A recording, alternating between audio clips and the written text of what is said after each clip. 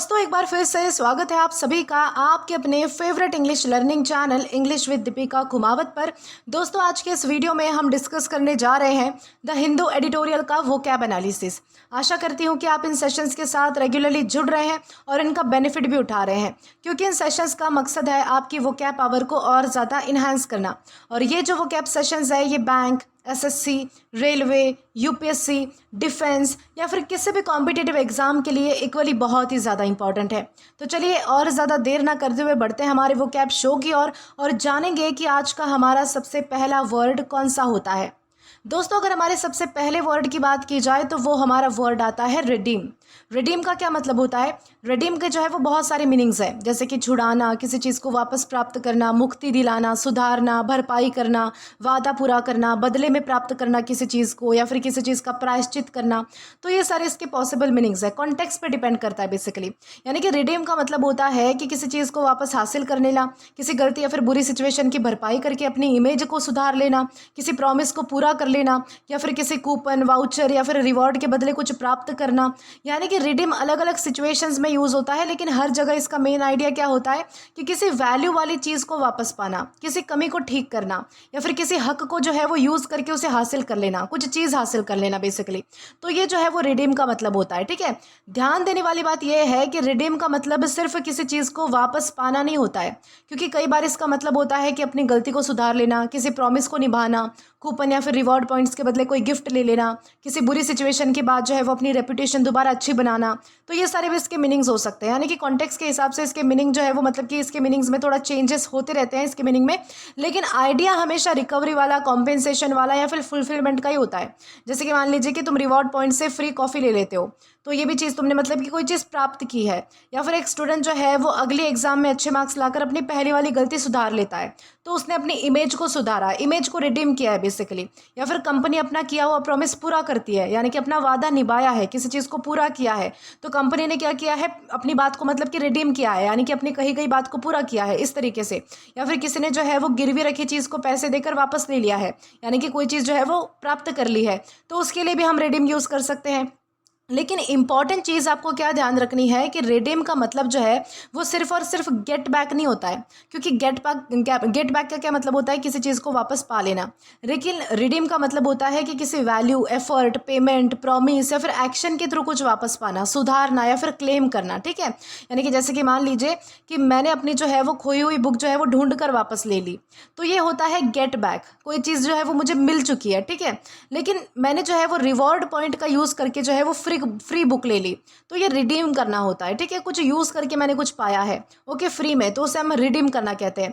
या फिर मैंने अपनी जो है वो पहली गलती के बाद मेहनत करके जो है वो सबका ट्रस्ट जो है वो दोबारा बना लिया है, सब कुछ जो है वो लोगों के बीच मैंने फिर से सब कुछ ठीक कर दिया है, तो मैंने अपनी इमेज को रिडीम कर लिया, फिर से बरकरार कर लिया इस तरीके से। ओके, यानी कि आपको ध्यान रखना है कि गेट बैक कब यूज़ होता है और रिडीम कब यूज़ होता है। अब दोस्तों ये भी ध्यान रखना है कि हमारे पास पार्ट्स ऑफ स्पीच में वर्ब है, यानी कि क्रिया है। अब दोस्तों इसी के साथ आगे बढ़ा जाए और हमारे सिनोनिम्स को डिस्कस किया जाए, तो यहाँ पर हमारे पास 3 वर्ड्स आते हैं, रिकवर, रिक्लेम या फिर कॉम्पेंसेट। सबसे पहला हमारा वर्ड क्या आता है, रिकवर। रिकवर का मतलब होता है कोई खोई हुई चीज़ या फिर नॉर्मल कंडीशन को दोबारा पा लेना। ठीक है, रिकवर सिर्फ वापस पाने पर फोकस करता है, जबकि रिडीम में जो है वो अक्सर पेमेंट, एफर्ट, प्रॉमिस या फिर एक्सचेंज का भी आइडिया होता है। तो ये डिफरेंस आपको ध्यान रखना है। दूसरा हमारा वर्ड आता है रिक्लेम। रिक्लेम का क्या मतलब होता है, अपना अधिकार या फिर अपनी चीज़ दोबारा हासिल करना। रिक्लेम बेसिकली ओनरशिप या फिर राइट्स को वापस लेने पर फोकस करता है, जबकि रिडीम में जो है वो रेपुटेशन, प्रॉमिसेस या फिर रिवॉर्ड्स और मिस्टेक को सुधारना भी शामिल हो सकता है। तो ये भी इसके पॉसिबल मीनिंग्स हो सकते हैं। तीसरा हमारा वर्ड आता है कॉम्पनसेट।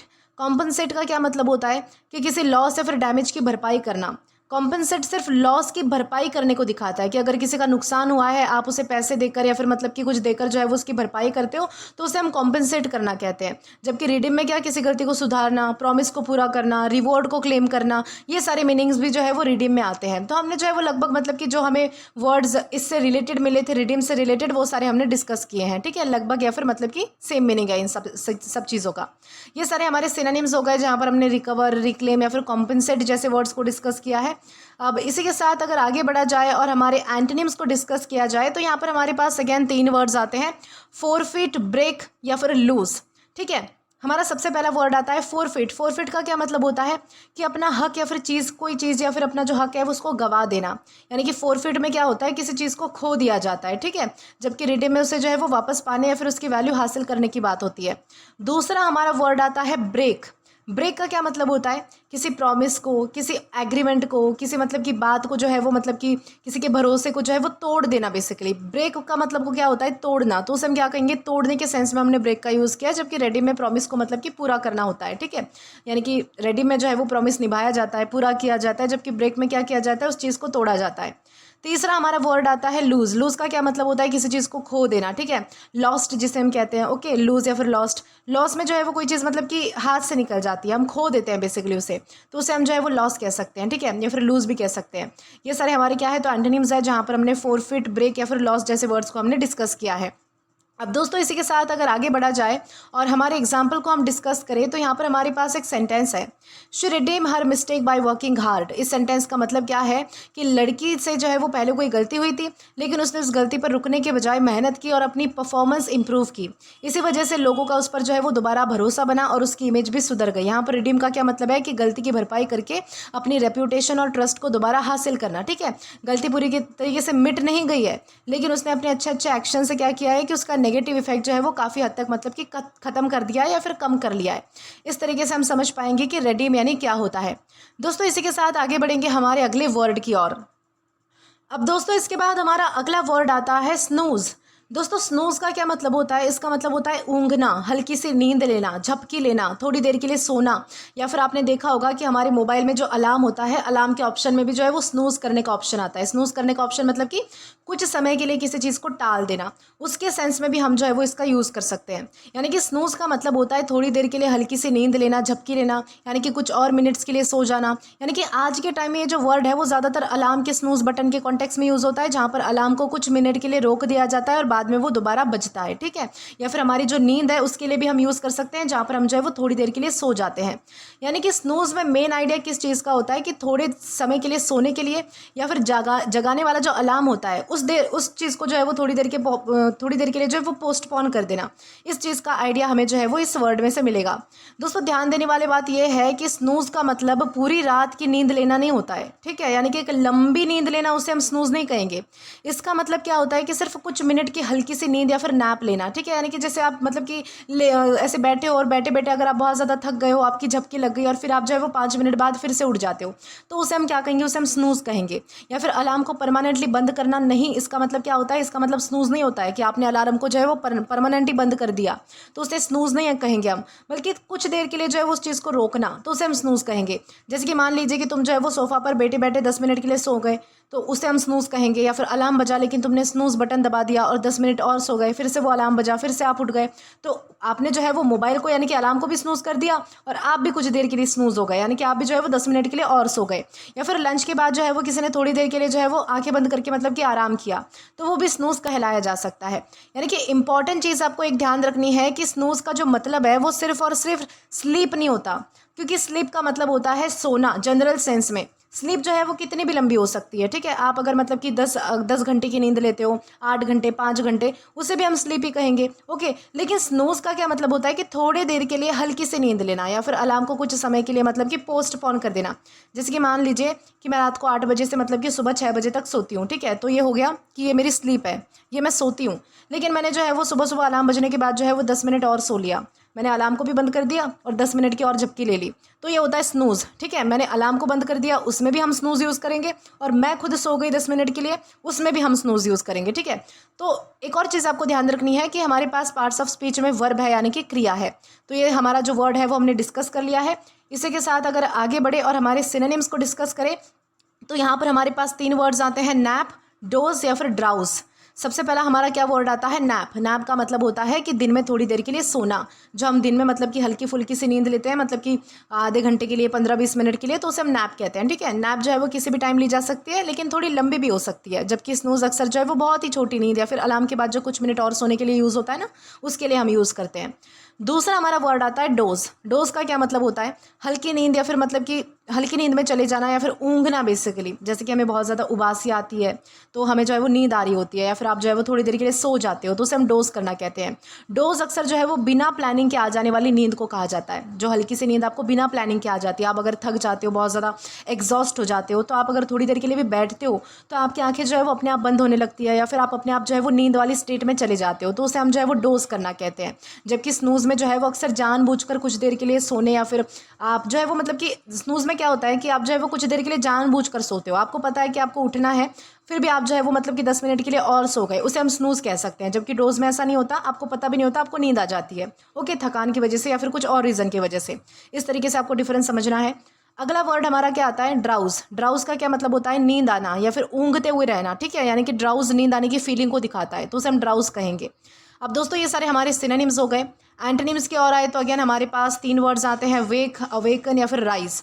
सबसे पहला हमारा वर्ड कौन सा आता है? वेक। वेक का क्या मतलब होता है? नींद से उठना, किसी को जगाना, तो उसे हम क्या कहेंगे? वेक। वेक में जो है वो नींद खत्म हो जाती है, जबकि स्नूज में नींद जो है वो कुछ देर के लिए और जारी रहती है। अगला वर्ड आता है अवेकन। अवेकन का मतलब होता है पूरी तरीके से जाग जाना या फिर किसी को जगा देना। अवेकन जो है वो कंप्लीट अवेकनिंग यानी कि कंप्लीटली जागने को दिखाता है बेसिकली, ठीक है। अगला वर्ड आता है राइज। राइज का मतलब क्या होता है? बिस्तर से उठ जाना। राइज में जो है वो आदमी उठकर जो है वो दिन की शुरुआत करता है। सुबह जब हम उठते हैं तो उसे हम राइज कहते हैं, ठीक है। तो इस तरीके से आपको ध्यान रखना है, ये सारे हमारे क्या है? तो एंटोनिम्स है।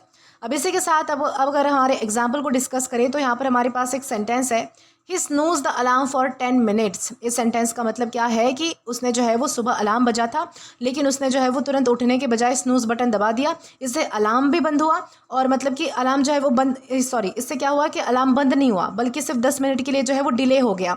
यानी कि अलार्म जो है वो 10 मिनट के बाद में फिर से बजेगा, और उससे जो है वो इतना टाइम एक्स्ट्रा मतलब कि सोने का मौका मिल गया उस बंदे को जो भी सो रहा था, कि वो भी 10 मिनट और सो सकता है, ठीक है। यहाँ पर स्नूज का क्या मतलब है? अलार्म को कुछ समय के लिए पोस्टपोन करना, ना कि उसे परमानेंटली बंद करना, ये हमारा एक मीनिंग है। या फिर वो जो बंदा जो सो रहा था वो 10 मिनट के लिए और सो गया, तो उसने जो है वो एक और मतलब कि नैप ले ली, एक और मतलब कि स्नूज कर लिया, इस तरीके से भी हम यूज़ कर सकते हैं। तो ये हमारा वर्ड हो गया स्नूज। इसी के साथ हम आगे बढ़ेंगे हमारे अगले वर्ड की ओर। दोस्तों इसके बाद हमारा अगला वर्ड आता है रिगरस। दोस्तों रिगरस का क्या मतलब होता है? कठोर, कोई चीज़ सख्त होना, अत्यंत अनुशासित, यानी कि बहुत ही मतलब कि डिसिप्लिन में होना, बहुत ही गहन होना, कठिन होना, सटीक होना, या फिर बहुत ही कड़ी होना, तो उसे हम क्या कहेंगे? रिगरस हम उसे कहेंगे। रिगरस का मतलब होता है बहुत ही स्ट्रिक्ट, बहुत ही थोरो, यानी कि पूरी तरह से डिसिप्लिन या फिर डिफिकल्ट होना, जहाँ पर किसी काम में कोई मतलब कि लापरवाही या फिर कॉम्प्रोमाइज़ ही ना किया जाए, बहुत ही सही सटीक किया जाए किसी काम को, बहुत ही स्ट्रिक्ट तरीके से, डिसिप्लिन तरीके से किया जाए, तो उसे हम रिगरस कहते हैं। यानी कि रिगरस किसी ऐसे प्रोसेस, ट्रेनिंग, टेस्टिंग या फिर रूल्स या फिर स्टडी को डिस्क्राइब करता है जो बहुत ही केयरफुली, बहुत ही स्ट्रिक्टली या फिर हाई स्टैंडर्ड के साथ की जाती है, ओके। ध्यान देने वाली बात यह है कि रिगरस का मतलब सिर्फ और सिर्फ डिफिकल्ट नहीं होता है, क्योंकि कई बार कोई काम मुश्किल इसलिए होता है क्योंकि उसमें स्ट्रिक्ट रूल्स हो सकते हैं, हाई स्टैंडर्ड्स हो सकते हैं, डिटेल चेकिंग होती है, इसलिए उसकी क्वालिटी को मतलब कि क्या कहेंगे? हम रिगरस कहेंगे। जैसे कि मान लीजिए कि एक आर्मी ट्रेनिंग जहाँ पर जो है वो रोज़ बहुत ही डिसिप्लिन के साथ मतलब कि हार्ड प्रैक्टिस करनी पड़ती है, तो उसे हम रिगरस कह सकते हैं। या फिर स्कूल में जो है वो बहुत ही स्ट्रिक्ट एग्जाम चेकिंग चल रही है, तो उसे भी हम रिगरस कह सकते हैं। या फिर एक कंपनी जो है वो क्वालिटी मेंटेन करने के लिए हर प्रोडक्ट बहुत ही केयरफुली टेस्टिंग कर रही है, उसमें भी उनकी मेहनत लग रही है, तो उसे भी हम रिगरस कह सकते हैं। यानी कि इंपॉर्टेंट चीज़ आपको क्या ध्यान रखनी है कि रिगरस का मतलब जो है वो सिर्फ और सिर्फ स्ट्रिक्ट नहीं होता है, क्योंकि स्ट्रिक्ट का मतलब होता है रूल को सख्ती से फॉलो करवाना, जो बहुत ही कठोर होता है ना, उसे हम स्ट्रिक्ट कहते हैं। लेकिन रिगरस का क्या मतलब होता है कि स्ट्रिक्ट होने के साथ साथ प्रोसेस को बहुत ही मतलब कि प्रोसेस भी बहुत ही डिटेल होती है, थोरो होती है, डिमांडिंग होना उस प्रोसेस का, तो उसे हम जो है वो रिगरस कहते हैं, ओके। जैसे कि मान लीजिए कि टीचर जो है वो क्लास में डिसिप्लिन मेंटेन करते हैं, तो ये स्ट्रिक्ट है कि भाई टीचर जो है वो मतलब कि स्ट्रिक्ट होकर क्या करते हैं, तो क्लास में डिसिप्लिन यानी कि अनुशासन मेंटेन करवाते हैं। लेकिन टीचर जो है वो हर असाइनमेंट को डिटेल में चेक करते हैं, हर मिस्टेक पर जो है वो मतलब कि फीडबैक देते हैं, और हाई स्टैंडर्ड्स फॉलो करते हैं कि तुम्हारी गलती यहाँ पर हुई है, आगे से तुम ये गलती सुधारना, यानी कि छोटी छोटी चीज़ों को जो है वो डिटेल में देखा जाना। तो ये रिगरस है कि बहुत ही मतलब कि थोरोली किसी चीज़ को पूरी तरीके से अच्छे से जो है वो एग्जामाइन किया जा रहा है, किसी चीज़ को जो है वो डिटेल में मतलब कि देखा जा रहा है, उसे हम जो है वो रिगरस कहेंगे। और एक और चीज़ ध्यान रखनी है कि हमारे पास पार्ट्स ऑफ स्पीच में क्या है, तो एग्जेक्टिव है यानी कि विशेषण है। अब इसी के साथ आगे जाए और हमारे सिनोनिम्स को डिस्कस करें तो यहाँ पर हमारे पास 3 वर्ड्स आते हैं, स्ट्रिक्ट, थोरो या फिर डिमांडिंग। सबसे पहला हमारा वर्ड कौन सा आता है? स्ट्रिक्ट। स्ट्रिक्ट का मतलब होता है रूल्स और डिसिप्लिन को सख्ती से फॉलो करवाना। स्ट्रिक्ट मेनली जो है वो रूल्स पर फोकस करता है, जबकि रिगरस रूल्स के साथ साथ डिटेल्ड प्रोसेस, केयरफुल चेकिंग और हाई स्टैंडर्ड्स को भी मतलब कि दिखाता है। ये चीज़ आपको ध्यान रखनी है। दूसरा हमारा वर्ड आता है थोरो। थोरो का क्या मतलब होता है? किसी काम को पूरे डिटेल और ध्यान से करना। थोरो जो है वो कंप्लीटनेस पर फोकस करता है कि कोई काम जो है वो कंप्लीट हुआ है और डिटेल में हुआ है, बहुत ही अच्छे से हुआ है, तो उसे हम थोरो कहेंगे, ठीक है। अगला वर्ड आता है डिमांडिंग। डिमांडिंग का क्या मतलब होता है? बहुत ही ज़्यादा एफर्ट, स्किल या फिर टाइम की ज़रूरत, यानी कि ऐसी कोई चीज़, ऐसा कोई काम जो बहुत ही ज़्यादा एफर्ट मांगता है, बहुत ज़्यादा स्किल्स मांगता है, बहुत ज़्यादा टाइम मांगता है, डिटेल मांगता है, तो उसे हम डिमांडिंग कहते हैं, ठीक है। मांगने को हम क्या कहते हैं? डिमांड कहते हैं। डिमांडिंग में कौन कौन सी चीज़ें आती है कि कोई चीज़ अगर एफर्ट मांग रहा है, स्किल मांग रहा है, टाइम मांग रहा है, आपकी अच्छी मेहनत मांग रहा है, तो उसे हम डिमांडिंग कह सकते हैं। डिमांडिंग सिर्फ मेहनत की रिक्वायरमेंट को बताता है, ये चीज़ आपको ध्यान रखनी है। ये हमारे सारे क्या हो गए? सिनोनिम्स हो गए।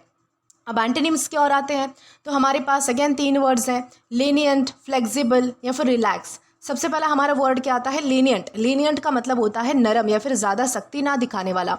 लीनियंट में जो है वो रूल्स को थोड़ी छूट दी जाती है, इसमें जो है वो इतना ज़्यादा मतलब कि स्ट्रिक्ट वाला बिहेवियर नहीं रखा जाता। लीनियंट में क्या होता है? थोड़ी मतलब कि आपको ढील दी जाती है, छूट दी जाती है बेसिकली। अगला वर्ड आता है फ्लेक्सिबल। फ्लेक्सिबल का मतलब होता है ज़रूरत के हिसाब से बदलने या फिर एडजस्ट होने वाला। फ्लेक्सिबल अप्रोच में मतलब कि आसानी से चेंजेस किए जा सकते हैं। फ्लेक्सिबल क्या होता है? फ्लेक्सिबल जिस चीज़ को आप बदल सकते हो, एडजस्ट कर सकते हो अपने हिसाब से, करना है तो करना है, नहीं करना है तो आपने एडजस्ट कर लिया, बदल दिया, उसे हम फ्लेक्सिबल कहेंगे, ठीक है। अगला वर्ड आता है रिलैक्स। रिलैक्स का मतलब होता है बिना ज़्यादा प्रेशर या फिर सख्ती के, यानी कि जब भी कोई काम जो है वो बिना ज़्यादा प्रेशर के किया जाता है, बिना ज़्यादा मतलब कि स्ट्रिक्टनेस के किया जाता है, इतना ज़्यादा आप पर लोड नहीं होता, प्रेशर नहीं होता, तो उसे हम रिलैक्स कहते हैं, ठीक है। जब आप रिलैक्स मैनर में बेफिक्र होकर कोई काम करते हो ना, तो उसे हम रिलैक्स कहते हैं। ये सारे हमारे हो गए एंटोनिम्स, जहाँ पर हमने लीनियंट, फ्लेक्सिबल या फिर रिलैक्स जैसे वर्ड्स को डिस्कस किया है। अब इसी के साथ अगर एग्जाम्पल को डिस्कस करें तो यहाँ पर हमारे पास एक एग्जाम्पल आता है, the athletes followed a rigorous training program. इस सेंटेंस का मतलब क्या है कि एथलीट ने एक ऐसा ट्रेनिंग प्रोग्राम फॉलो किया जो बहुत ही स्ट्रिक्ट था, डिसिप्लिन था और चैलेंजिंग था, यानी कि उन्हें रोज़ लगातार मतलब कि रेगुलर प्रैक्टिस करनी पड़ती थी, फिटनेस मेंटेन करनी होती थी और ट्रेनिंग के हर रूल को ध्यान से फॉलो करना पड़ता था। यहाँ पर रिगरस का मतलब क्या है? हार्ड ट्रेनिंग नहीं है, बल्कि ऐसी ट्रेनिंग है जो हाई स्टैंडर्ड्स, स्ट्रिक्ट डिसिप्लिन और लगातार मेहनत की डिमांड करती है, ठीक है। इस तरीके से हमने समझा है कि रिगरस यानी क्या होता है और कैसे हम इसका अलग अलग सेंटेंसेस में यूज़ कर सकते हैं। दोस्तों इसी के साथ हम आगे बढ़ेंगे हमारे अगले वर्ड की ओर। अब दोस्तों इसके बाद हमारा अगला वर्ड कौन सा आता है? इसके बाद हमारा अगला वर्ड आता है सटल। बहुत ही बेसिक वर्ड है, लेकिन इसके मीनिंग को भी हमें डिटेल में समझना ज़रूरी है ताकि हमें पता चल पाए कि कौन कौन से कॉन्टेक्स्ट में ये वर्ड हम यूज़ कर सकते हैं। सटल का क्या मतलब होता है? कोई चीज़ बहुत ही बारीक होना, कोई चीज़ बहुत ही सूक्ष्म यानी कि छोटी होना, हल्की होना, या फिर मतलब कि ऐसी चीज़ जो आपको आसानी से दिखाई ना दे, लेकिन अगर आप उसे नोटिस करो तो आपको वो दिखेगी भी, ठीक है, यानी कि आसानी से ना दिखाई देने वाली, या फिर कम लेकिन ध्यान देने योग्य, जिस पर ध्यान दिया जा सकता है। यानी कि सटल का मतलब होता है ऐसी कोई चीज़ जो बहुत ही ज़्यादा ऑब्वियस यानी कि साफ साफ तो नहीं है, लेकिन बहुत ही हल्की है, थोड़ी सी मतलब कि यानी कि बारीक वाली, या फिर ध्यान से मतलब कि देखने पर समझ आए, ऐसी कोई चीज़ है तो उसे हम जो है वो सटल कहते हैं।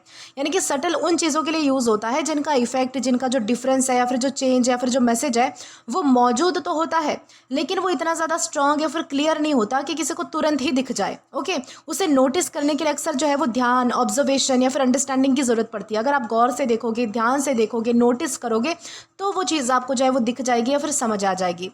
इसमें जो है वो ध्यान देने वाली बात यह है कि सटल का मतलब कम यानी कि लेस या फिर वीक यानी कि कमज़ोर नहीं होता है, क्योंकि कई बार कोई चीज़ बहुत ही पावरफुल होती है लेकिन उसका इफेक्ट या फिर एक्सप्रेशन बहुत ही क्वाइटली और इनडायरेक्टली दिखाई देता है, ठीक है। इस क्वालिटी को भी सटल कहते हैं। जैसे कि मान लीजिए कि किसी के चेहरे पर बहुत ही हल्की सी स्माइल आना, ये भी सटल है। परफ्यूम की बहुत ही हल्की सी और प्लेजेंट फ्रेग्रेंस आना, तो ये भी सटल होता है। किसी पेंटिंग में बहुत ही बारीक कलर का डिफरेंस होता है तो उसे भी हम सटल कह सकते हैं। किसी इंसान का बिना डायरेक्टली बोले अपनी बात का इशारा कर देना इनडायरेक्टली, तो उसे भी हम सटल कहते हैं। किसी मूवी में हिडन मैसेज होना जो ध्यान से देखने पर ही समझ आया आपको, यानी कि जब आप दिमाग लगाओ, थोड़ा सा गौर करो उस चीज़ पर, तब आपको समझ आए कि इसमें कुछ मैसेज भी था, इस तरीके से। ओके, लेकिन इंपॉर्टेंट चीज़ आपको ये ध्यान रखनी है कि सटल का मतलब सिर्फ और सिर्फ स्मॉल नहीं होता, क्योंकि स्मॉल का क्या मतलब होता है? स्मॉल का तो मतलब होता है कि भाई कोई चीज़ साइज में, क्वांटिटी में जो है वो छोटी है, ठीक है। सटल का मतलब क्या होता है? ऐसी चीज़ जो नोटिस करना या फिर समझना मुश्किल हो, क्योंकि वो बहुत ही हल्की है, इनडायरेक्ट है या फिर डेलिकेट है, ठीक है। जैसे कि मान लीजिए कि टेबल पर जो है वो एक छोटा सा बॉक्स रखा है, ये स्मॉल हो सकता है कि भाई छोटा सा बॉक्स है लेकिन आपको दिख भी तो रहा है, वो बॉक्स तो है, ठीक है। लेकिन मान लीजिए कि किसी के चेहरे पर बहुत ही हल्की सी मुस्कान आई जो सिर्फ ध्यान देने पर ही समझ आती है, यानी कि अगर आप गौर से देखोगे कि उसके चेहरे पर जो है वो थोड़ी सी स्माइल है, तो आप अगर ध्यान से देखोगे तभी आपको पता चलेगा कि वो स्माइल थी। तो उसे हम कहते हैं सटल स्माइल। जो ध्यान देने पर, गौर करने पर आपको पता चले तो उसे हम सटल कहते हैं, ठीक है। और ये हमारे पास पार्ट्स ऑफ स्पीच में क्या है, तो एग्जेक्टिव है यानी कि विशेषण है।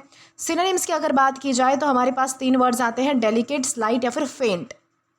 सबसे पहला हमारा वर्ड कौन सा आता है, डेलिकेट। डेलिकेट का क्या मतलब होता है, कोई चीज़ जो बहुत ही नाजुक होती है, बहुत ही बारीक होती है, फाइन होती है, उसे हम डेलिकेट कहते हैं। बेसिकली जो डेलिकेट है वो ज़्यादातर किसी चीज़ की सॉफ्टनेस या फिर सेंसिटिविटी को दिखाता है। कोई इंसान भी डेलिकेट हो सकता है, कोई इंसान जो बहुत ही नाजुक है, सेंसिटिव है, उसके लिए भी हम डेलिकेट यूज़ कर सकते हैं। कोई चीज़ है, मान लीजिए कि कोई ऐसा मतलब कि एक नेकलेस है, मान लीजिए कि कोई नेकलेस है जो मतलब कि बहुत ही नाजुक सा है, बहुत ही बारीक काम उस पर हुआ है, बहुत ही फाइन काम हुआ है, तो उसे भी हम डेलिकेट कह सकते हैं। तो ये सारी चीज़ें आपको ध्यान रखनी है। स्लाइट का क्या मतलब होता है, स्लाइट का मतलब होता है कोई चीज़ बहुत ही कम होना या फिर बहुत ही हल्की सी होना, ठीक है। क्वांटिटी या फिर डिग्री की कमी को दिखाता है ये वर्ड बेसिकली। जबकि सटल जो है वो किसी चेंज, फीलिंग या फिर डिफरेंस के डिफिकल्ट टू नोटिस होने को बताता है। ये डिफरेंस आपको ध्यान रखना है। तीसरा हमारा जो सिनोनिम है वो है फेंट। फेंट का क्या मतलब होता है, बहुत ही हल्का सा, यानी कि मुश्किल से महसूस होने वाला। फेंट जो है वो अक्सर साउंड के लिए, स्मेल के लिए, लाइट के लिए यूज़ होता है, जो आपको मतलब कि मुश्किल से महसूस होती है। कोई साउंड जो आपको मुश्किल से सुनाई दे रहा है, कोई स्मेल जो आपको मुश्किल से आ पा रही है, तो उसे हम क्या कहेंगे, फेंट। हम उसे कहेंगे कि हल्की हल्की सी, मतलब कि फीकी फीकी सी है लेकिन आ तो रही है थोड़ी थोड़ी। ओके, तो ये सारे हमारे क्या हो गए, तो सिनोनिम्स हो गए, जहाँ पर हमने डेलिकेट, स्लाइट या फिर फेंट जैसे वर्ड्स को डिस्कस किया है।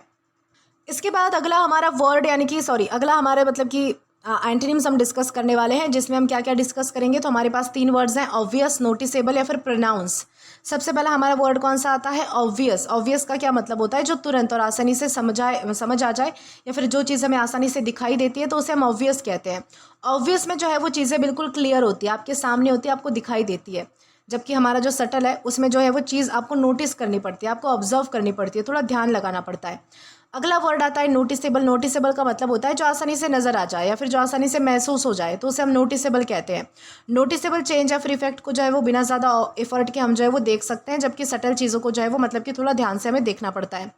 तीसरा हमारा वर्ड जो है वो अगला इंपॉर्टेंट है, प्रोनाउंस्ड। प्रोनाउंस्ड का क्या मतलब होता है कि कोई चीज़ बहुत ही क्लियरली दिखाई देने वाला या फिर स्ट्रांगली नोटिसेबल, उसे हम प्रोनाउंस्ड कहते हैं।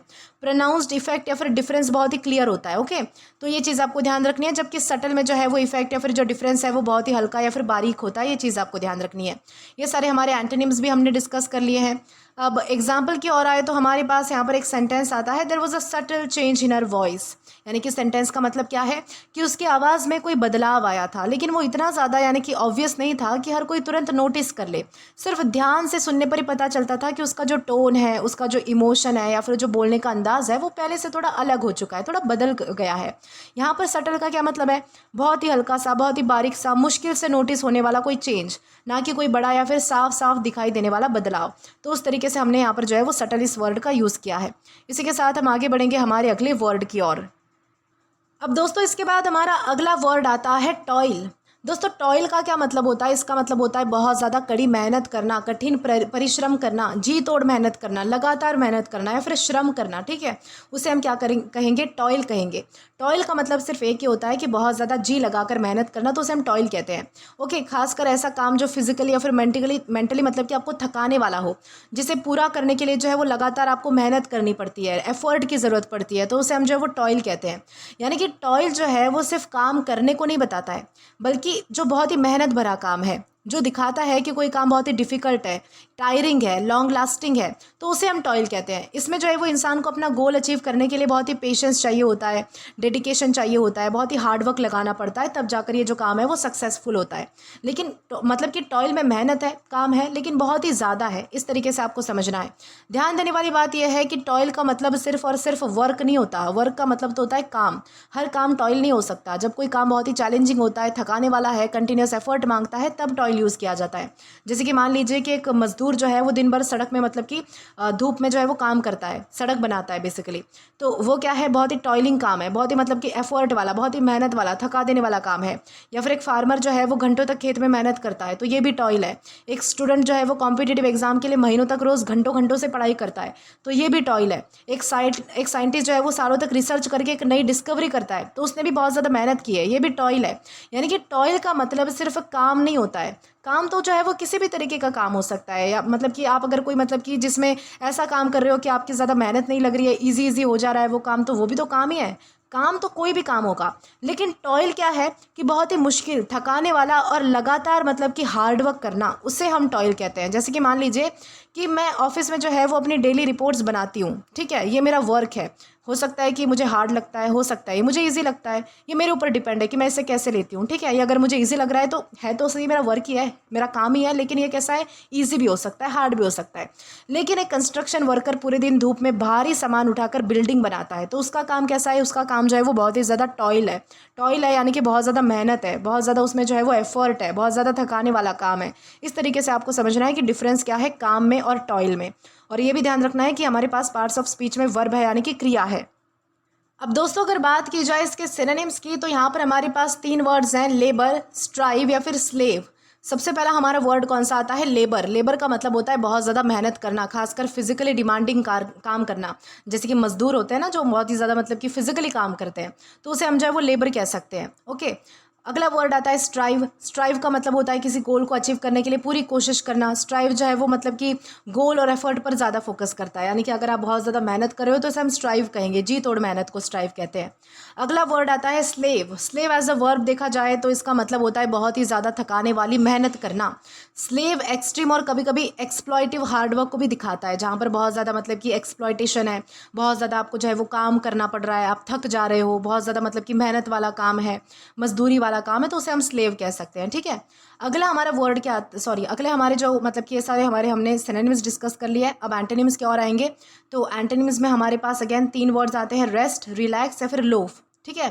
तो हमारा सबसे पहला वर्ड आता है रेस्ट। रेस्ट का मतलब होता है आराम करना, मेहनत से थोड़ा सा ब्रेक ले लेना, ठीक है, यानी कि रेस्ट में काम नहीं किया जाता है, तो उसे हम रेस्ट कहेंगे। अगला वर्ड आता है रिलैक्स। रिलैक्स का मतलब होता है तनाव और थकान से दूर रह के काम करना, आराम करना। बेसिकली रिलैक्स करना मतलब कि आराम करना, या फिर ऐसे कंडीशन में काम भी हो सकता है इसमें, जो आप मतलब कि चिल करते करते काम कर रहे हो, बिल्कुल ऐसे बैठे हो, लेटे हो, फिर आप काम कर रहे हो, तो रिलैक्स हो सकता है। बेसिकली रिलैक्स जो है वो कंफर्ट और ईज को दिखाता है।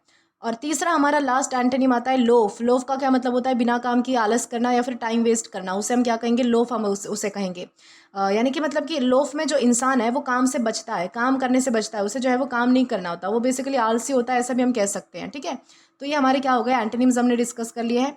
अब एग्जाम्पल की बात की जाए तो हमारे पास यहाँ पर एक सेंटेंस आता है, they toiled for years to build the company. इस सेंटेंस का मतलब क्या है कि उन लोगों ने कंपनी को खड़ा करने के लिए, बनाने के लिए कई सालों तक लगातार बहुत ही ज़्यादा मेहनत की, यानी कि उन्हें इसी दौरान जो है वो डिफ़िकल्टीज, चैलेंजेस और थकान का सामना करना पड़ा, लेकिन उन्होंने हिम्मत नहीं छोड़ी और अपना एफर्ट जो है वो जारी रखा।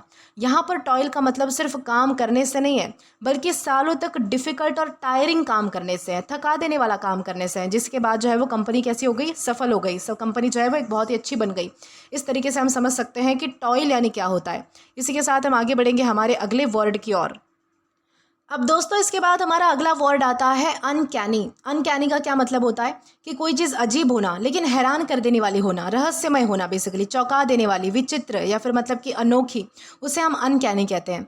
यानी कि अनकैनी का मतलब होता है ऐसी चीज़ जो इतनी ज़्यादा सरप्राइजिंग, अनयूजुअल या फिर स्ट्रेंजली एक्यूरेट हो कि उसे देखकर, सुनकर या फिर मतलब कि हमें अजीब सा एहसास हो, ठीक है। कई बार जो है वो मतलब कि किसी चीज़ की सिमिलैरिटी, किसी चीज़ का प्रिडिक्शन या फिर मतलब कि टाइमिंग इतनी ज़्यादा परफेक्ट हो जाती है कि लगता है जैसे कि ये नॉर्मल हो ही नहीं सकता। यानी कि अनकैनी उन सिचुएशंस के लिए यूज़ होता है जहाँ पर कोई चीज़ बहुत ही अनयूजुअल, थोड़ी सी अजीब होती है, थोड़ी मिस्टीरियस सी होती है, या फिर अनबिलीवेबली मतलब कि एक्यूरेट हो जाती है। ये जो फीलिंग है वो अक्सर सरप्राइज और स्लाइटली मतलब कि मिस्ट्री इन दोनों चीज़ का कॉम्बिनेशन होता है। यानी कि जब कोई चीज़ हमें रहस्यमय लगती है, साथ ही साथ हमें सरप्राइज भी कर देती है कि ये कैसे हो गया, तो उसे हम अनकैनी कह सकते हैं, ठीक है। जैसे कि मान लीजिए कि 2 लोग जो है वो एक जैसे दिखते हैं और उन्हें देखकर लगता है कि ये तो ट्विंस है। ओके, पहली बार में आप क्या सोचोगे कि ये तो भाई ट्विंस है, चलो कोई बात नहीं, ट्विंस तो एक जैसे दिखते हैं। लेकिन अगर आपको जब पता चले कि ये ट्विंस नहीं है, तो फिर आप जो है वो थोड़ा चौंक जाओगे कि भाई 2 इंसान जो है वो अलग अलग होकर एक जैसे कैसे दिखते हैं। तो ये जो है वो अनकैनी हमारे लिए जो है वो थोड़ा मतलब कि अनबिलीवेबल चीज़ है, थोड़ी मतलब कि अजीब सी चीज़ है हमारे लिए, हम शॉक हो जाते हैं इस चीज़ से, ठीक है। या फिर मान लीजिए कि किसी ने जो है वो ऐसे ही तुक्के में जो बोल दिया कि कल जो है वो बारिश होगी, और सच में कल जो है वो परफेक्ट टाइम पर बारिश हो गई, यानी कि किसी ने जो है वो फ्यूचर के बारे में प्रेडिक्शन कर दिया और वो प्रेडिक्शन बिल्कुल सही निकली। तो मतलब कि ये भी क्या हो गया, अनकैनी हो गया, हमारे लिए थोड़ी सी अजीब बात हो गई। या फिर किसी एक्टर ने जो है वो किसी फेमस पर्सन की इतनी ज़्यादा परफेक्ट कॉपी कर ली कि किसी को पता ही नहीं चला कि वो असली एक्टर है, या मतलब कि वो एक्टर है या फिर वो असली पर्सन है। तो ये भी होता है अनकैनी। या फिर किसी बच्चे की ड्राइंग असली फ़ोटो से बहुत ही ज़्यादा मिलती जुलती हो, तो आप बिलीव नहीं करोगे कि किसी बच्चे ने जो है वो असली ड्राइंग मतलब कि असली पेंटिंग जैसी कैसी बना ली। तो ये भी अनकैनी होता है। यानी कि अनकैनी का मतलब सिर्फ स्ट्रेंज नहीं होता, क्योंकि स्ट्रेंज का तो मतलब होता है कोई भी अजीब सी, कोई भी अनयूजुअल चीज़, ठीक है। लेकिन अनकैनी का मतलब क्या होता है, ऐसी अजीब या फिर अनयूजुअल चीज़ जो इतनी एक्यूरेट हो, इतनी सिमिलर हो, इतनी मिस्टीरियस हो कि देखकर हैरानी हो और लगे कि ये तो ऑलमोस्ट इम्पॉसिबल है, ये कैसे हो सकता है। जब आपका एक मतलब कि किसी चीज़ को देखकर ये भाव निकले कि ये कैसे हो सकता है, ये तो पॉसिबल ही नहीं है, तब आप अनकैनी यूज़ करो, ठीक है। जैसे कि मान लीजिए कि एक आदमी ने जो है वो ग्रीन कलर के शूज़ पहने हैं, तो ये किसी को अजीब लग सकता है कि भाई कितना स्ट्रेंज है, ग्रीन कलर के शूज़ कौन पहनता है, तो ये जो है वो हमारे लिए थोड़ा स्ट्रेंज होगा, ठीक है। स्ट्रेंज इस तरीके से यूज़ किया जाता है। लेकिन एक आर्टिस्ट ने किसी इंसान का स्केच इतना परफेक्ट बनाया है कि वो फोटो जैसे मतलब कि लग रहा है, या फिर फोटो से भी बहुत ही ज़्यादा अच्छा लग रहा है, तो वो अनकैनी हो सकता है कि भाई कोई इंसान किसी चीज़ को इस तरीके से कॉपी कैसे कर सकता है, क्या कला है उसके हाथ में, क्या चीज़ है जो वो मतलब कि इस तरीके से कर पा रहा है। जब आप ये सब सोचने पर मजबूर हो जाओ, तब आप जो है वो अनकैनी का यूज़ करो, तो उसे हम अनकैनी कहते हैं, ठीक है। ध्यान रखना है कि हमारे पास पार्ट्स ऑफ स्पीच में एग्जेक्टिव है, यानी कि विशेषण है। अब अगर सिनोनिम्स की बात करें तो हमारे पास 3 वर्ड्स आते हैं, इरी, मिस्टेरियस या फिर एक्स्ट्रा ऑर्डिनरी। सबसे पहला हमारा वर्ड आता है इरी। ओके, इरी का क्या मतलब होता है, ऐसी कोई चीज़ जो थोड़ी सी मतलब कि रहस्यमय होती है, डरावनी महसूस होती है, तो उसे हम इरी कहते हैं, ठीक है। इरी में बेसिकली मिस्ट्री के साथ साथ थोड़ी मतलब कि डर की फीलिंग भी होती है, तो ये चीज़ आपको ध्यान रखनी है। अगला वर्ड आता है मिस्टीरियस। मिस्टीरियस का मतलब होता है जिसका रीज़न या फिर एक्सप्लेनेशन आसानी से समझ ना आए। मिस्टीरियस अननोन नेचर को दिखाता है कि कोई चीज़ जो है वो मतलब कि थोड़ी सी अनजान है, छुपी हुई है, कुछ तो इसके पीछे हिडन है। ऐसी चीज़ जब हम देखते हैं तो उसे मिस्टीरियस कहते हैं। या फिर हमारा तीसरा वर्ड आता है एक्स्ट्रा ऑर्डिनरी। इसका मतलब होता है बहुत ही अनयूजुअल या फिर ऑर्डिनरी से अलग, सामान्य से कुछ अलग, यानी कि नॉर्मल से कुछ हटके, तो उसे हम क्या कहेंगे, उसे हम एक्स्ट्रा ऑर्डिनरी कहेंगे। ये सारे हमारे क्या हो गए, तो सिनोनिम्स हो गए। अब एंटोनिम्स की ओर आते हैं तो हमारे पास अगेन 3 वर्ड्स हैं, ऑर्डिनरी है, नॉर्मल है या फिर टिपिकल है। इन तीनों का लगभग एक ही मीनिंग है। ऑर्डिनरी का मतलब होता है बिल्कुल नॉर्मल होना, कोई आम सी चीज़ होना, तो उसे हम ऑर्डिनरी कहते हैं। नॉर्मल का भी यही मतलब होता है जो हमें मतलब कि हमारी उम्मीद जैसा होता है, जो हम एक्सपेक्ट करते हैं वैसा है, या फिर जो कॉमन है उसे हम नॉर्मल कहेंगे। टिपिकल का मतलब होता है जो आम तौर पर वैसे ही होता है जैसे कि उम्मीद की जाती है, तो उसे हम टिपिकल कहेंगे, ठीक है। टिपिकल में जो है वो कुछ भी सरप्राइजिंग नहीं होता, हमें पहले से पता है कि ये चीज़ तो ऐसी होती है, तो वैसी है, बस उसमें क्या है, कुछ नया नहीं है, तो ये होता है टिपिकल। तो ये सारे हमारे क्या है, तो एंटीनिम्स है, जहाँ पर हमने ऑर्डिनरी, नॉर्मल या फिर टिपिकल जैसे वर्ड्स को डिस्कस किया है। अब इसी के साथ अगर आगे बढ़े और हमारे एग्जाम्पल को डिस्कस करें, तो यहाँ पर हमारे पास एक सेंटेंस आता है, she has an uncanny ability to remember names. यानी कि सेंटेंस का मतलब क्या है कि उस लड़की की नाम याद रखने की जो एबिलिटी है वो इतनी ज़्यादा अच्छी है कि लोग उसे देखकर हैरान रह जाते हैं। यानी कि वो बहुत सारे लोगों का नाम जो है वो बिना भूले याद रख लेती है। यानी कि अगर आप उस लड़की को पहली बार मिलो, आपने अगर एक बार नाम बता दिया और आप जो है वो बाद में कोई कई सालों के बाद मिल रहे हो उसे, फिर भी उसको आपका नाम याद है, तो ये बहुत ही मतलब कि थोड़ी सी अजीब बात है, क्योंकि इंसान की इतनी कैपेबिलिटी नहीं होती है। वो जो है वो मतलब कि थोड़े मतलब कि लंबे समय के बाद ऐसा होता है कि एक बार का मिला हुआ इंसान, आप क्या ही नाम याद रखोगे उसका, आप इतना गौर भी नहीं करते उस पर। लेकिन यहाँ पर ये जो एबिलिटी है कैसी है, अनबिलीवेबल है, अनकैनी है, जिस पर हमें भरोसा नहीं आ रहा, ऐसी एबिलिटी है। तो उस सेंस में हमने जो है वो मतलब कि अनकैनी इस वर्ड का यूज़ किया है। इसी के साथ हम आगे बढ़ेंगे हमारे अगले वर्ड की ओर। अब दोस्तों इसके बाद हमारा अगला वर्ड आता है रॉबस्ट। दोस्तों रॉबस्ट का क्या मतलब होता है, ऐसी कोई चीज़ जो बहुत ही मजबूत होती है, रफ टफ होती है, टिकाऊ होती है, भरोसेमंद होती है, या फिर मजबूत मतलब की होती है, तो उसे हम क्या कहेंगे, उसे हम रॉबस्ट कहेंगे।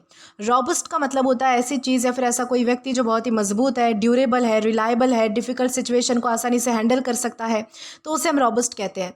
ये जो वर्ड है ना, ये फिजिकल स्ट्रेंथ के लिए ही नहीं बल्कि हमारा systems, plans, technology, business, security और आर्ग्यूमेंट्स के लिए भी हम यूज़ कर सकते हैं। यानी कि रॉबस्ट किसी ऐसी चीज़ को डिस्क्राइब करता है जो स्ट्रांग होने के साथ साथ प्रेशर, चैलेंजेस या फिर प्रॉब्लम्स के बावजूद भी अच्छी तरीके से काम करती रहे, उसे हम क्या कहेंगे, रॉबस्ट हम उसे कहेंगे। लेकिन दोस्तों ध्यान देने वाली बात यह है कि रॉबस्ट का मतलब जो है वो सिर्फ और सिर्फ स्ट्रांग नहीं होता है, क्योंकि स्ट्रांग का तो मतलब होता है मजबूत होना, जबकि रॉबस्ट का क्या मतलब होता है, मजबूत होने के साथ साथ रिलायबल होना, ड्यूरेबल होना, डिफिकल्ट सिचुएशन में भी अच्छे से काम करे, ऐसा कुछ होना। जैसे कि मान लीजिए कि एक मोबाइल कवर है जो गिरने के बाद भी नहीं टूटता है, तो वो मतलब कि रॉबस्ट है। एक सिक्योरिटी सिस्टम जो साइबर अटैक्स के बाद भी अच्छे से काम कर रहा है, तो वो भी रॉबस्ट है। एक बिजनेस प्लान जो मार्केट में चेंजेस को हैंडल कर सके, वो भी रॉबस्ट है। एक हेल्दी इंसान जो आसानी से बीमार नहीं पड़ता है, तो वो भी रॉबस्ट है। या फिर एक जो ब्रिज यानी कि एक जो पुल होता है जो सालों सालों तक हैवी ट्रैफिक को सेफली सपोर्ट कर रहा है, हैंडल कर रहा है, तो वो भी रॉबस्ट है। यानी कि स्ट्रॉन्ग और मतलब कि रॉबस्ट में डिफरेंस समझाऊं तो मान लीजिए कि एक आदमी जो है वो बहुत ही ज़्यादा ताकतवर है, तो उसे हम स्ट्रॉन्ग कह सकते हैं कि भाई उस आदमी में बहुत ज़्यादा ताकत है। लेकिन एक मशीन सालों तक बिना खराब हुए हैवी वर्क करती रहती है, तो ये रॉबस्ट मशीन है, रफ टफ मशीन है, सालों सालों तक टिक रही है, यानी कि अच्छी खासी कंडीशन में है, तो उसे हम रॉबस्ट कहेंगे। इस तरीके से समझना है कि रॉबस्ट यानी क्या होता है। और ये भी ध्यान रखना है कि हमारे पास पार्ट्स ऑफ स्पीच में एग्जेक्टिव है यानी कि विशेषण है। अब दोस्तों अगर बात की जाए इसके सिनोनिम्स की, तो यहाँ पर हमारे पास 3 वर्ड्स आते हैं, स्टर्डी, ड्यूरेबल या फिर रेजिलिएंट। सबसे पहला हमारा वर्ड कौन सा आता है? स्टर्डी। स्टर्डी का मतलब होता है मजबूत, आसानी से ना टूटने वाला, उसे हम क्या कहेंगे? स्टर्डी हम उसे कहेंगे। स्टर्डी बेसिकली ज़्यादातर जो है वो फिजिकल ऑब्जेक्ट की स्ट्रेंथ को यानी कि मजबूती को दिखाता है, जबकि रॉबस्ट जो है वो फिजिकल चीज़ों को तो दिखाता ही है, साथ ही साथ मतलब कि जो फिगरेटिव चीज़ें हैं उनको भी दिखाता है। दूसरा हमारा वर्ड आता है ड्यूरेबल। ड्यूरेबल का मतलब होता है लंबे समय तक टिक सके या फिर जो जल्दी ख़राब ना हो, ऐसी कोई चीज़, तो उसे हम ड्यूरेबल कहते हैं। ओके, ड्यूरेबल में कोई चीज़ जो है वो कितनी लंबी चल सकती है उसको दिखाया जाता है, उस पर ज़्यादा फोकस किया जाता है।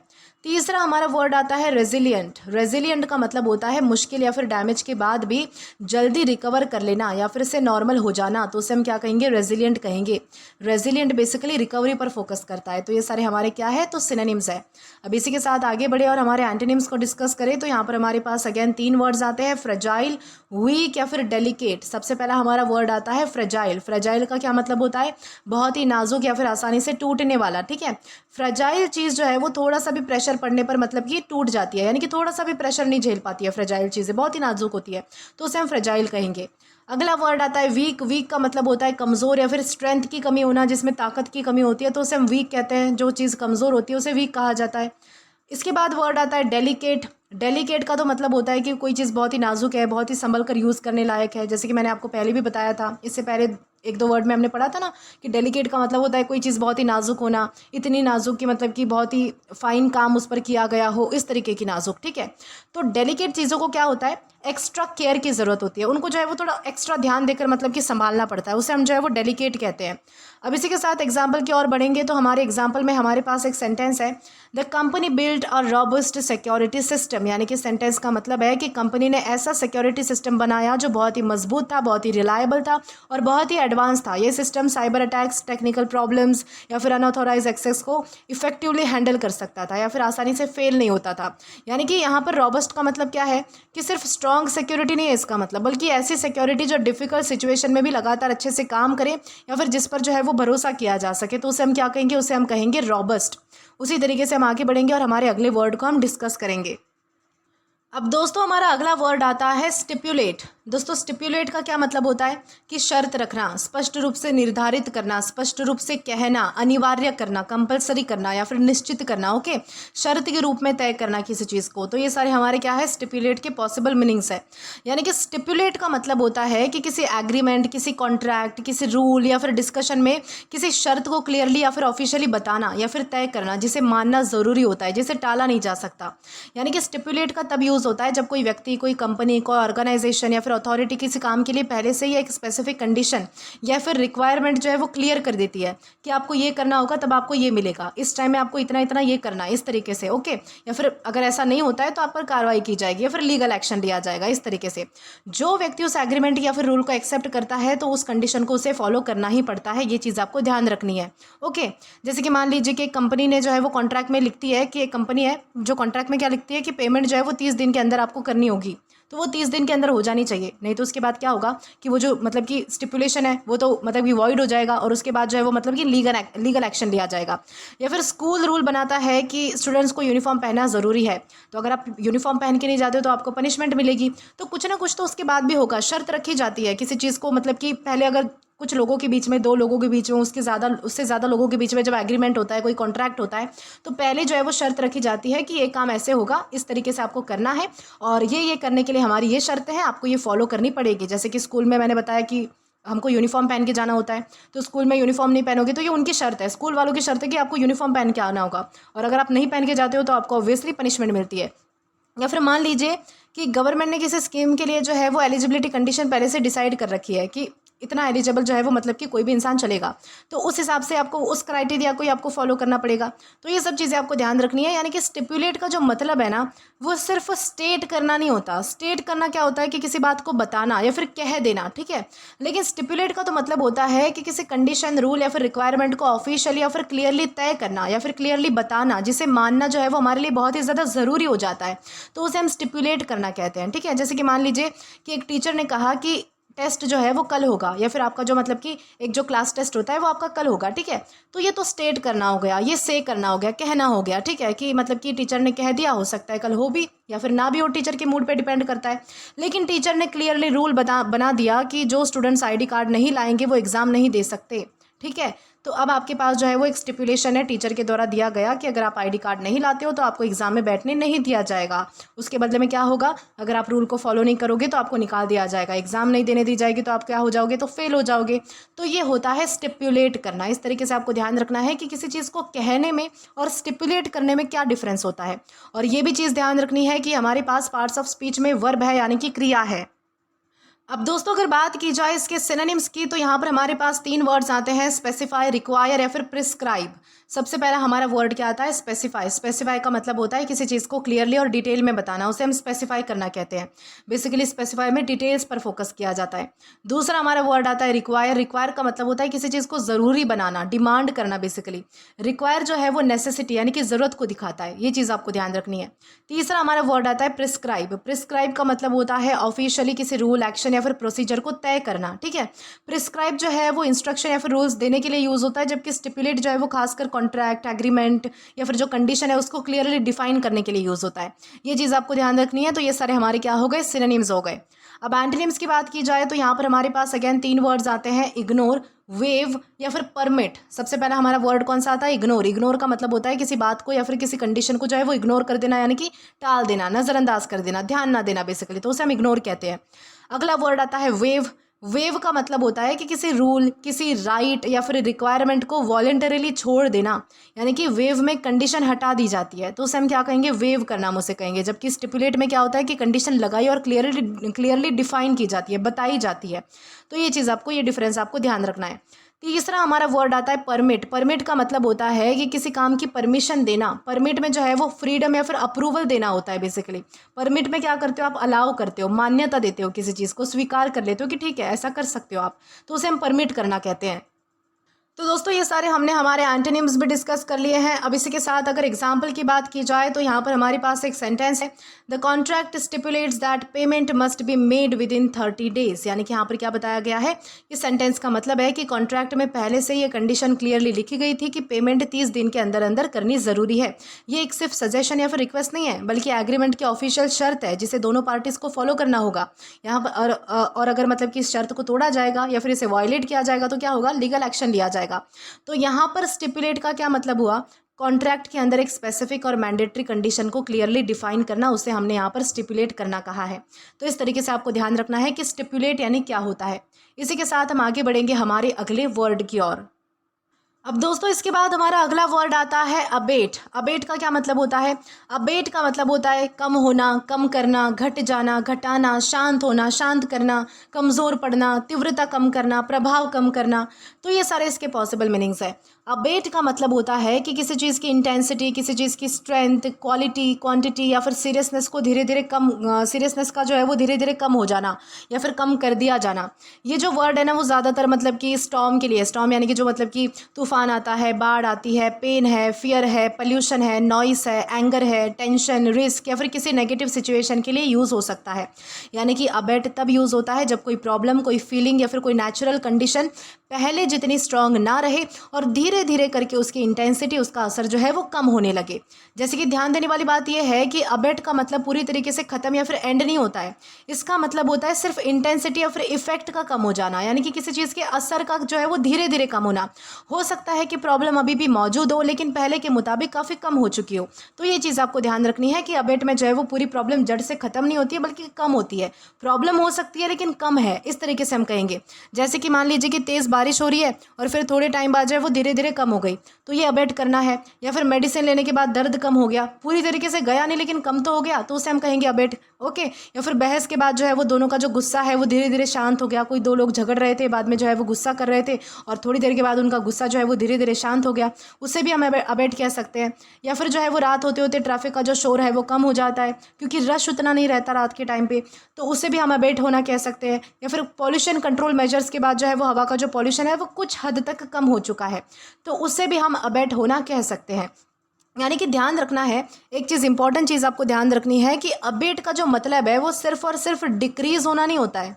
डिक्रीज का तो मतलब होता है कि किसी भी चीज़ की क्वांटिटी, नंबर या फिर अमाउंट कम हो जाना, लेकिन अबेट का मतलब होता है कि किसी प्रॉब्लम, फीलिंग या फिर नेगेटिव सिचुएशन की जो इंटेंसिटी, उसका जो असर है, उसका जो प्रभाव है, उसकी जो सिविरिटी है, उसका या फिर जो हार्मफुल इफेक्ट है उसका कम हो जाना। जैसे कि मान लीजिए कि स्टोर में जो है वो प्रोडक्ट की कम, मतलब कि क्वांटिटी की कमी हो चुकी है। मान लीजिए कि कोई क्रीम है, कोई फेस वॉश है, उसकी जो है वो मतलब कि क्या हो गई है, क्वांटिटी कम हो चुकी है, लोग जो है वो खरीद कर ले जा चुके हैं, यानी कि स्टॉक जो है वो कम हो चुका है, तो ये तो होता है डिक्रीज होना। ये क्या हो गया कि किसी चीज़ का मतलब कि डिक्रीमेंट हो रहा है, कोई चीज़ कम हो रही है। लेकिन मेडिसिन लेने के बाद जो है वो बुखार की इंटेंसिटी कम हो गई, उसका असर कम हो गया, फिर जो उसके वजह से जो बुरा इफेक्ट हमारी बॉडी पर पड़ने वाला था वो कम हो गया, तो ये अबेट होता है। ठीक है, ये चीज़ आपको ध्यान रखनी है। और ये भी ध्यान रखना है कि हमारे पास पार्ट्स ऑफ स्पीच में वर्ब है, यानी कि क्रिया है। अब दोस्तों अगर बात की जाए इसके सिनोनिम्स की, तो यहाँ पर हमारे पास 3 वर्ड्स आते हैं, सबसाइड, डिमिनिश या फिर ईज। सबसे पहला हमारा वर्ड कौन सा आता है, सबसाइड। सबसाइड का क्या मतलब होता है, धीरे धीरे कम करना या फिर शांत हो जाना। बेसिकली सबसाइड अक्सर जो है वो मतलब कि ये जो तूफान आते हैं, बाढ़ आते हैं, कोई मतलब कि दर्द होता है या फिर इमोशंस के मतलब कि रिलेशन में ये जो वर्ड है वो हम यूज़ कर सकते हैं। यानी कि जब ये सारी चीज़ें नेचुरली धीरे धीरे कम हो जाती है तब उसे सबसाइड होना कहते हैं। अगला वर्ड आता है डिमिनिश। डिमिनिश का मतलब होता है कि क्वांटिटी, इंपॉर्टेंस या फिर इंटेंसिटी का कम हो जाना। बेसिकली डिमिनिश जो है वो जनरल रिडक्शन को दिखाता है, किसी चीज़ की मतलब कि क्वांटिटी में कमी आ रही है, किसी चीज़ की इंपॉर्टेंस में कमी आ रही है, किसी चीज़ की इंटेंसिटी में कमी आ रही है, तो उसे हम डिमिनिश होना कह सकते हैं। तीसरा हमारा वर्ड आता है ईज। ईज का मतलब होता है किसी चीज़ की मतलब कि किसी की तकलीफ, कोई प्रेशर, कोई डिफ़िकल्टी, उसका कम होना, तो उसे हम ईज कहते हैं। बेसिकली ईज में जो है वो कंफर्ट और रिलीफ पर फोकस किया जाता है, ये चीज़ आपको ध्यान रखनी है। तो ये सारे हमारे क्या है, तो सिनोनिम्स है। अब एंटोनिम्स की ओर बढ़े तो हमारे पास अगेन 3 वर्ड्स आते हैं, इंटेंसिफाई, एस्केलेट या फिर वर्सन। सबसे पहला हमारा वर्ड क्या आता है, इंटेंसिफाई। इंटेंसिफाई का मतलब होता है किसी चीज़ की जो इंटेंसिटी या फिर जो स्ट्रेंथ है, किसी चीज़ की जो ताकत है वो और भी ज़्यादा बढ़ जाना। इंटेंसिटी सिचुएशन को क्या करती है, और भी ज़्यादा स्ट्रॉन्ग बना देती है।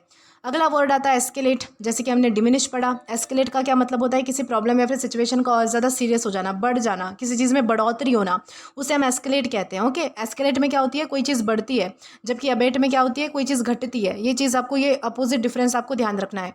तीसरा हमारा वर्ड आता है वर्सन। वर्सन का क्या मतलब होता है, इसका मतलब होता है हालत और ज़्यादा ख़राब हो जाना, यानी कि जो हालत ख़राब थी पहले से उसका और भी ज़्यादा बद से बदतर हो जाना, थी उससे भी बुरी हो जाना, तो उसे हम क्या कहेंगे, वर्सन हम उसे कहेंगे। वर्सन में क्या होती है कि एक प्रॉब्लम पहले से होती है और वो वही प्रॉब्लम और भी ज़्यादा बढ़ जाती है, तो उसे हम वर्सन कहते हैं। ठीक है, तो ये सारे हमारे क्या हो गए, तो एंटोनिम्स हो गए। यहाँ पर हमने एंटोनिम्स भी हमारे डिस्कस कर लिए हैं। अब इसी के साथ आगे बढ़ते हैं और हमारे एग्जाम्पल को डिस्कस करें, तो यहाँ पर हमारे पास एक सेंटेंस है, the heavy rain finally began to abate. इस सेंटेंस का मतलब क्या है कि पहले जो है वो बहुत ही ज़्यादा बारिश, मतलब कि तेज़ बारिश हो रही थी, लेकिन कुछ समय बाद उसकी जो इंटेंसिटी है वो धीरे धीरे कम होने लगी। बारिश पूरी तरीके से बंद नहीं हुई है, लेकिन पहले के मुकाबले काफ़ी हल्की हो गई है, काफ़ी कम हो चुकी है। यहाँ पर अबेट का मतलब क्या है कि बारिश का धीरे धीरे कम या फिर शांत होना, ठीक है, ना कि उसका तुरंत खत्म हो जाना। इस वर्ड से ये समझ आता है कि किसी चीज़ की सिविरिटी या फिर इंटेंसिटी में कमी आई है, चाहे वो मतलब कि अभी थोड़ी सी भी मौजूद हो, तो उसे हम क्या कहेंगे, उसे हम अबेट कहेंगे। अब दोस्तों इसी के साथ आगे बढ़ेंगे हम आज के हमारे लास्ट वर्ड की ओर और जानेंगे कि वो वर्ड हमारा कौन सा होता है।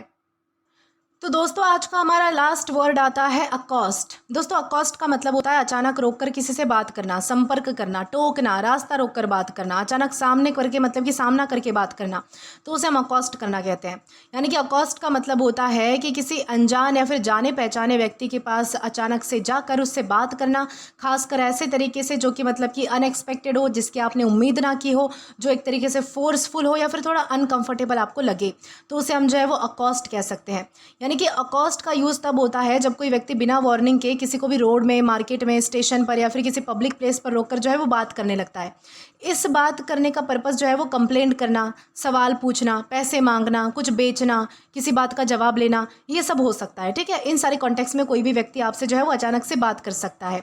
यानी कि सिंपल वर्ड्स में आपको इतना क्या ध्यान रखना है कि मतलब कि अकॉस्ट का मतलब होता है जब आपको कोई व्यक्ति जो है वो मतलब कि अचानक से रोककर आपसे बात करना स्टार्ट कर देता है, या तो वो कंप्लेंट कर रहा होता है, सवाल पूछ रहा होता है, कुछ आपको बेच रहा होता है, कुछ आपसे मांग रहा होता है, तो उन सारे सेंस में हम जो है वो अकॉस्ट करना मतलब कि यूज़ कर सकते हैं।